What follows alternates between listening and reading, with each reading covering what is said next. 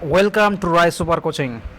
তো বন্ধুরা, তোমরা জানো যে রেলওয়ের তরফ থেকে তোমাদের যে টেকনিশিয়ানের ভ্যাকান্সি বেরিয়েছে সেটা অলরেডি ফর্ম ফিল আপ চালু হয়ে গেছে। তাই তোমরা যারা ইলেকট্রিশিয়ান ট্রেড নিয়ে আইটিআই করেছো মূলত তাদের জন্য কোন কোন পোস্টগুলো রয়েছে সেটাই আজকে তোমাদের এই ভিডিওতে তুলে ধরবো।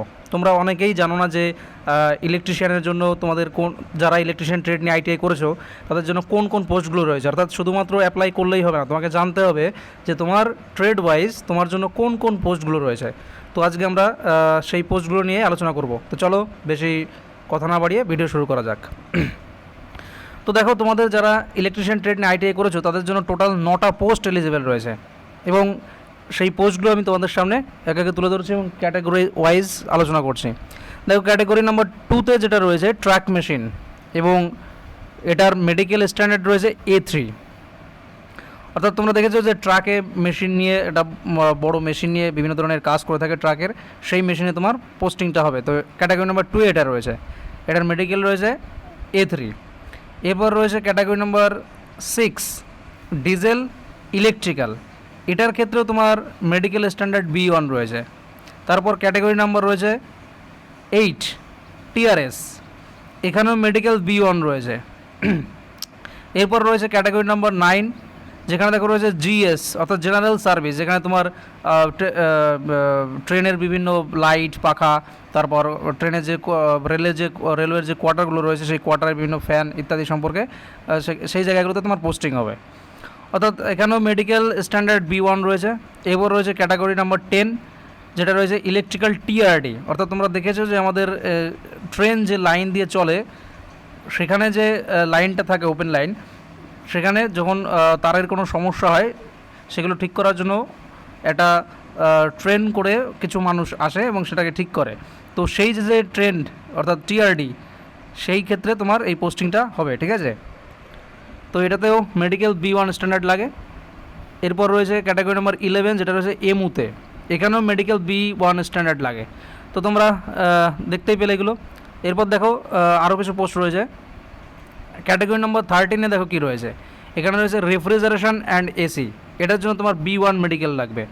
আর ক্যাটাগরি নম্বর 14-তে কী রয়েছে দেখো S&T অর্থাৎ সিগন্যাল অ্যান্ড টেলিকমিউনিকেশন, যে সিগন্যালিং যে পোস্টগুলো রয়েছে সেক্ষেত্রে তোমার এখানে সিলেকশন হতে পারে, এটার ক্ষেত্রে দেখো B1 মেডিকেল স্ট্যান্ডার্ড রয়েছে। এরপর ক্যাটাগরি নম্বর 18-তে দেখো রয়েছে ইলেকট্রিক্যাল PU অ্যান্ড WS অর্থাৎ ওয়ার্কশপে যে ইলেকট্রিক্যাল যে কাজগুলো রয়েছে সেখানেও তুমি পোস্টিং পেতে পারো, এটাতে মেডিকেল C1 মেডিকেল রয়েছে। অর্থাৎ তোমাদের প্রত্যেককে বলবো যে তোমরা যখন ফর্ম ফিল আপ করবে, তুমি যে জন্য ফর্ম ফিল আপ করছো সেখানে তোমার জন্য কোন কোন ক্যাটাগরি অর্থাৎ তোমার ট্রেড ওয়াইজ, তোমার ইলেকট্রিশিয়ান ট্রেড ওয়াইজ তোমার জন্য কোন কোন ক্যাটাগরিগুলো রয়েছে সেগুলো আগে দেখে নেবে। কারণ অনেকজনে হয় দেখা গেল যে দুটো তোমার ক্যাটাগরি রয়েছে, কোনোটায় 14 নম্বর ক্যাটাগরি রয়েছে, কোথাও 13 নম্বর ক্যাটাগরি রয়েছে, কোথাও 18 নম্বর ক্যাটাগরি রয়েছে, এই 3টে ক্যাটাগরি তোমার একটা জন্য রয়েছে। অথবা কোনো কোনো ক্যাটাগরি দেখা গেলো আরও বেশি রয়েছে, প্রত্যেকটা ক্যাটাগরি তোমার রয়েছে ইলেকট্রিশিয়ান ট্রেডে। তাই যেখানে দেখা গেলো দুটো ক্যাটাগরি রয়েছে তুমি সেখানে অ্যাপ্লাই করে দিলে, তাহলে সেক্ষেত্রে তোমার ওই দুটো ক্যাটাগরির মধ্যেই তুমি চান্স পাবে। তাই সবসময় চেষ্টা করবে যেখানে সবগুলো ক্যাটাগরি রয়েছে তোমার সেই ক্যাটাগরি সেখানে দেখে ফর্ম ফিল আপ করবে। তো তোমরা অবশ্যই কী করবে, যারা ফর্ম ফিল আপ করছো ইলেকট্রিশিয়ান ট্রেড যারা রয়েছে তারা এই ভিডিওটা অবশ্যই দেখে নেবে এবং এটার একটা স্ক্রিনশট নিয়ে নাও। তোমরা যখন ফর্ম ফিল আপ করবে তখন তোমাদের যেটা পছন্দ সেই পছন্দ ওয়াইজ তোমরা প্রথম থেকে শেষ অবধি সাজাবে, ঠিক আছে।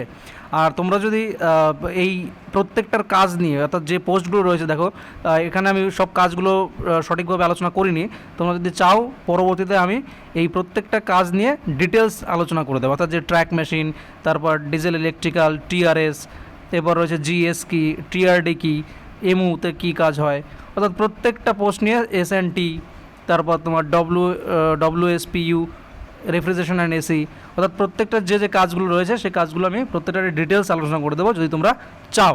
তো প্রত্যেকে বলবো তোমাদের একটা ভুল সিদ্ধান্তই পরবর্তীতে তোমাদের আফসোসের কারণ হয়ে দাঁড়ায়। কারণ তোমরা যখন পোস্ট প্রেফারেন্সগুলো ঠিকভাবে দাও না, অর্থাৎ তোমাদের ভুলভাল পোস্ট প্রেফারেন্স দিয়ে দাও, তখন তোমরা যখন সিলেকশন হয় তখন সেক্ষেত্রে তোমাদের মন পছন্দ যে পোস্টগুলো সেগুলো তোমরা পাও না, যার ক্ষেত্রে পরবর্তী আফসোস হয়। তাই তোমাদের বলবো যে এগুলো দেখে সঠিকভাবে সিদ্ধান্ত নিয়ে তোমরা ফর্ম ফিল আপ করবে। তো আজকের ভিডিও এখানেই, টাটা, বাই বাই।